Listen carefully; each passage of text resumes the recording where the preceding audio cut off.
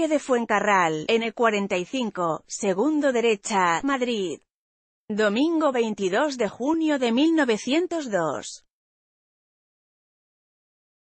La joven criada Cecilia Aznar, todavía con la respiración agitada y la ropa manchada de sangre, bajó a su habitación para comer tranquilamente unas galletas y escribirle a su novio, que vivía en Pasajes.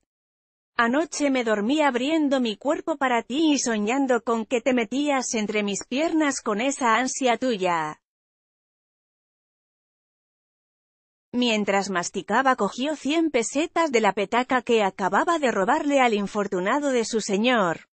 Después se llevó la mano derecha a su sexo abriéndose paso entre la abultada falda sanguinolenta y la ropa interior, se acarició y tiró con fuerza de un pequeño mechón de vello púbico. Cogió un sobre y lo introdujo junto con la carta y el dinero, para sellarlo con destino a su amor del norte de España. El único incordio de su vida en aquel momento era que su patrón yacía en el piso de arriba con la cabeza abierta tras haberle asestado 12 golpes brutales con una plancha. Una especie de ajusticiamiento de una clase social a otra. Un delirio, en cualquier caso. Hotel Lagar, Irún. 3 meses antes. A sus 22 años, Cecilia, natural de Cervera, Lérida, había abandonado a principios de año a su marido enfermo, con quien se casó en Gandía, para ir a ganarse la vida como sirvienta y, durante su tiempo libre, vendiendo su cuerpo. El día 16 de aquel mismo mes de marzo el esposo falleció, sin que le supusiera pena alguna a Cecilia. Tenían una hija de 14 meses.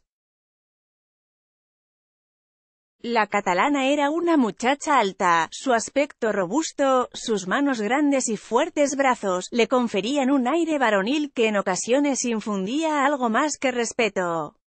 Sus pómulos pronunciados, el cabello azabache, los labios finos y apretados como si quisieran evitar que se escapen las mentiras, ojos pequeños bajo unas cejas pobladas y mandíbulas encajadas con un leve prognatismo, componían un físico entre llamativo y temido. En el hotel se alojaba un madrileño de buena posición económica, Manuel Pastor y Pastor, misántropo y excéntrico soltero de 42 años. Se sintió atraído por Cecilia, moza de escasas luces y supina estupidez. Todo hay que decirlo desde el mismo instante en que la vio acercándose a su mesa con la bandeja del desayuno en el salón comedor del hotel. Y, como más adelante demostraría la ciencia forense, Manuel no regía bien del todo, perdió por Cecilia la poca cabeza que tenía. No tardó en hacerle todo tipo de proposiciones de trabajo pero también libidinosas, que la muchacha encajaba con un pudor tan falso como lo era su mirada. Al final convinieron en que sería contratada para cuidarlo, en todos los sentidos, aunque lo hicieron pasar por los trabajos de una simple criada. Incluso el hombre requirió los servicios de una cocinera, una tal Rosario, por aquello de camuflar el verdadero cometido de Cecilia. Y así fue como los tres, en un reservado de primera clase del tren, pusieron rumbo a Madrid recién estrenado el mes de abril. Manuel Pastor, víctima del crimen de la plancha. El lujoso piso de don Manuel llamó la atención de las mujeres por el contraste con la modestia y precariedad de los muebles y los enseres domésticos. Sin embargo, el hombre no reparaba en gastos a la hora de alquilar a diario un ostentoso coche de caballos para dar un paseo hasta Moncloa con Cecilia sentada a su lado. Hacían parada en el restaurante Tournier, de vuelta a casa, en la confitería Vizcaíno, de la calle Montera. Pastor era conocido en el barrio por sus excentricidades como la de ir a comprar en pantalones cortos y embutido en un enorme y ridículo gorro, pero también por su agitada vida sexual. Las malas lenguas se preguntaban cómo podía aguantar semejante ritmo a aquel cuerpo tan enclenque. Porque entre las rarezas de Manuel Pastor se contaba la de apenas ingerir alimentos más que un par de onzas de chocolate con un panecillo, al mediodía y un poco de fiambre o dulces, para cenar. Su delgadez era tan extrema que rozaba la desnutrición. De manera que Rosario cocinaba para ella y para Cecilia, y por ello cobraba un buen sueldo. La muerte como presentimiento. ¿Sabes, Rosario, que siempre tengo el presentimiento de que mi destino es morir asesinado? Don Manuel le confiaba sus secretos temores a Rosario, mujer simplona y de muy buen fondo. Ande, quite, señor. No diga esas tonterías. La mujer se santiguaba cada vez le escuchaba decir eso. No era la primera vez. Yo confío mucho en vosotras. Por ese miedo que tengo jamás contrataría sirvientas de Madrid, las prefiero de provincias como Cecilia y tú. Solo así puede un hombre estar tranquilo. Eso sí es verdad, don Manuel, asentía Rosario con la cabeza. En eso lleva usted toda la razón. El círculo del destino estaba empezando a cerrarse para todos en aquella casa. La cocinera hacía la vista gorda respecto de las noches que pasaban el señor y Cecilia encerrados en el cuarto de él, ubicado en la planta de arriba de la amplia vivienda, junto al gabinete el que había un bonito balcón que daba a la calle Fuencarral. Cecilia se dormía junto a don Manuel asumiendo el tedio de su condición social y su vida anodina. Rosario, en cambio, era lo contrario, nunca se quejaba, estaba agradecida por lo bien que la trataba don Manuel. Ambos se entendían con cordialidad, por eso sorprendió que en la tarde del sábado 21 de junio él la pusiera de patitas en la calle sin apenas darle explicaciones. Fue tan repentino y abrupto su despido, que la pobre Rosario tuvo que suplicar cobijo a la portera del edificio para pasar la noche. No tenía a dónde ir. Mientras Rosario lloraba a lágrima viva en la portería, en el piso segundo Cecilia le pasaba la mano por la espalda a don Manuel, que intentaba leer el periódico. «Has hecho bien echándola», le susurró, tuteándolo por primera vez, al tiempo que le acariciaba la oreja con la lengua. «Ahora ya nadie nos molesta». Tenía un punto canalla que enloquecía a don Manuel. La tarde caía sobre la débil resistencia del hombre llevándolo de la mano a su dormitorio, empujado suavemente por la criada hasta el lecho, en el que yacieron una noche más. Aunque aquella no sería como las demás noches. Ya nunca lo sería. De madrugada, la joven se vistió con la misma ropa del día anterior. Se recogió el cabello con esmero y estuvo contemplando el debilucho cuerpo de su amante antes de agacharse a coger una de las dos planchas que había en la casa y que ella había guardado debajo de la cama un par de días de atrás. Cerró los ojos y entonces a su mente sobrevino un oleaje de miedos, avaricia, rabia por su mala suerte, codicia, y vio la luz, el remedio rápido a su precaria situación en la vida, el salvoconducto inequívoco para conseguir sus aspiraciones.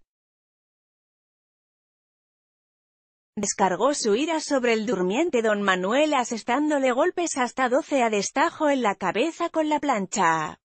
La víctima no pudo defenderse. No hubo gritos que rasgaran la madrugada. Tan solo sangre, esparcida por la cama, suelo y paredes. Y el espantoso y sanguinolento olor de la culpabilidad flotando en el aire. La plancha con la que se cometió el homicidio. La asombrosa tranquilidad de la asesina tras el crimen. Cecilia actuó con sorprendente calma. Bajó a cambiarse de ropa y a ponerse un delantal, y volvió a subir con enseres de limpieza y un cubo de zinc con agua para limpiar los restos de la barbarie. Se cansó pronto. Aquello no había quien lo disimulara, así que regresó a su habitación y, tras escribirle a su novio, inició el expolio de las más valiosas pertenencias del finado. También cogió todo el dinero que había en el piso, que no era poco, 11.000 pesetas y 4.000 francos franceses.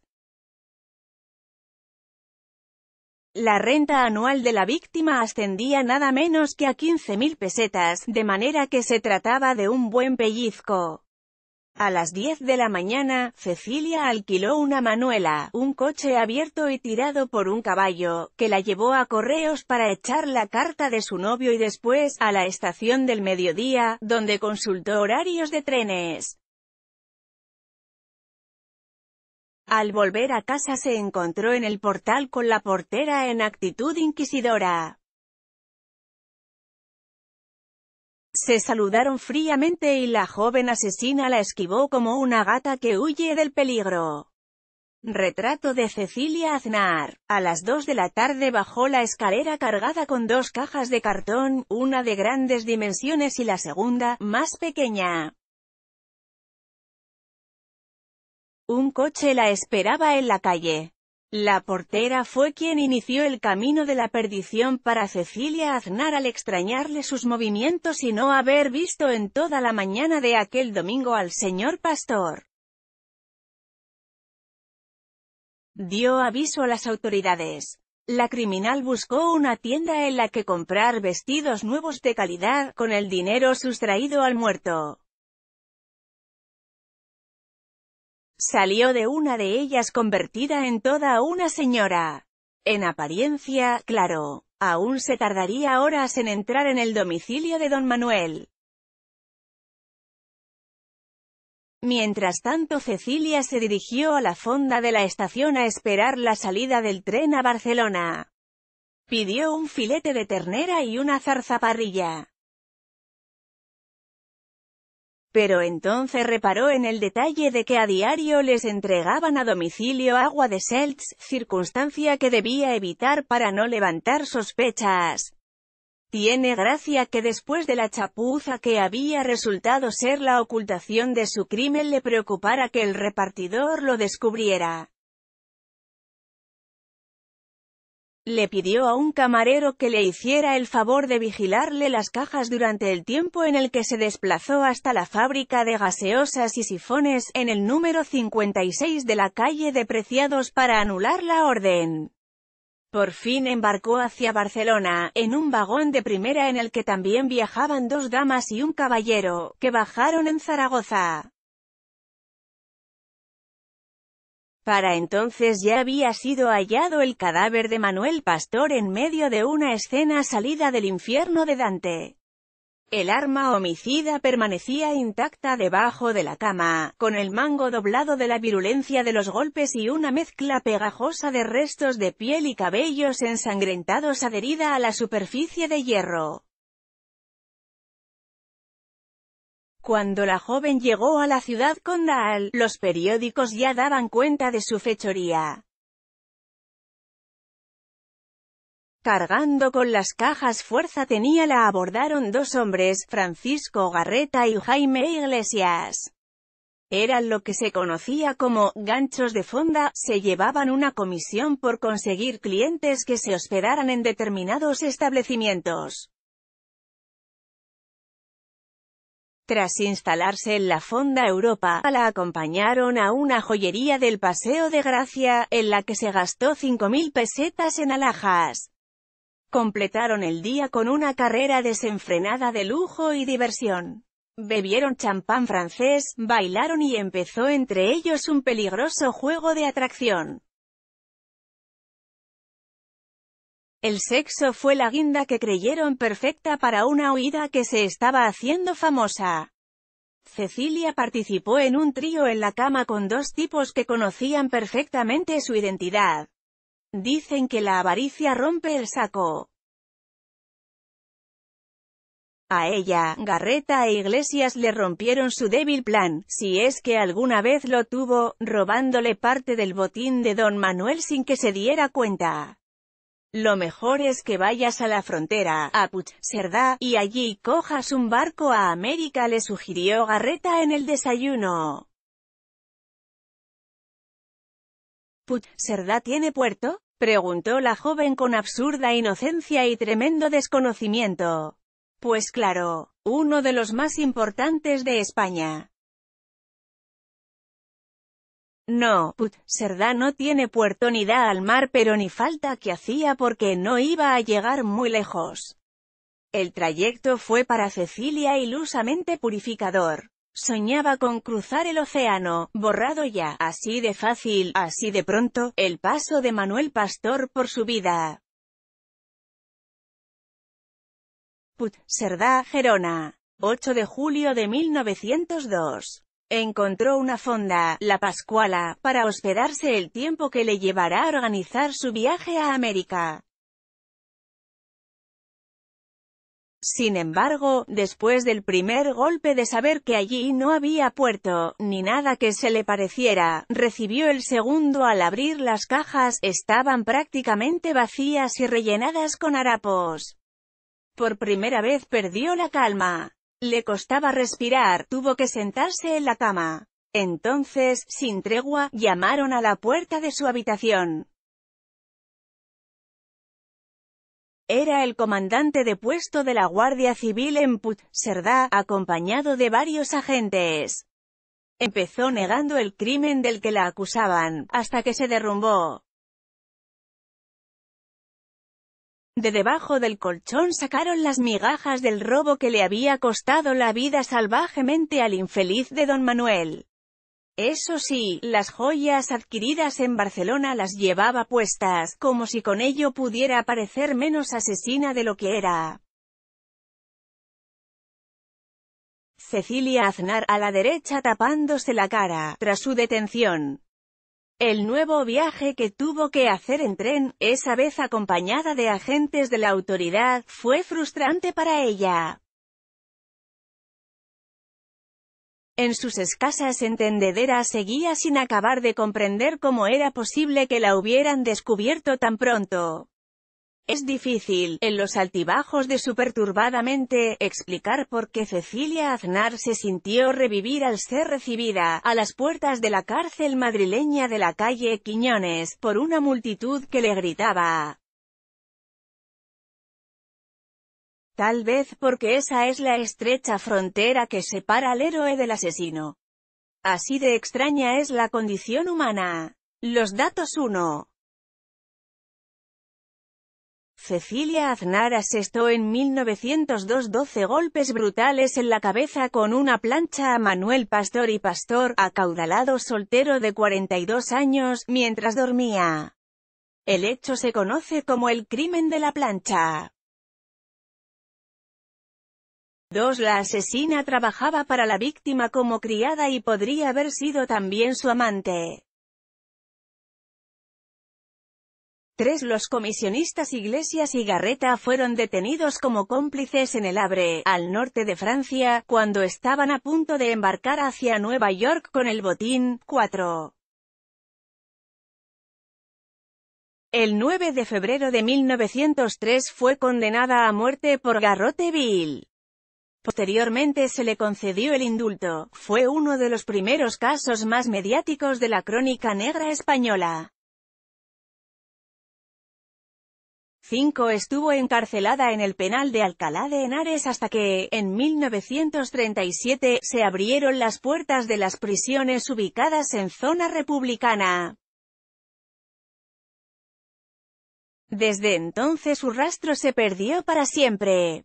Asesinas con historia, y Isabel Padilla, la sacrificada esposa que mató a su marido y 2 hijos con dosis de insulina.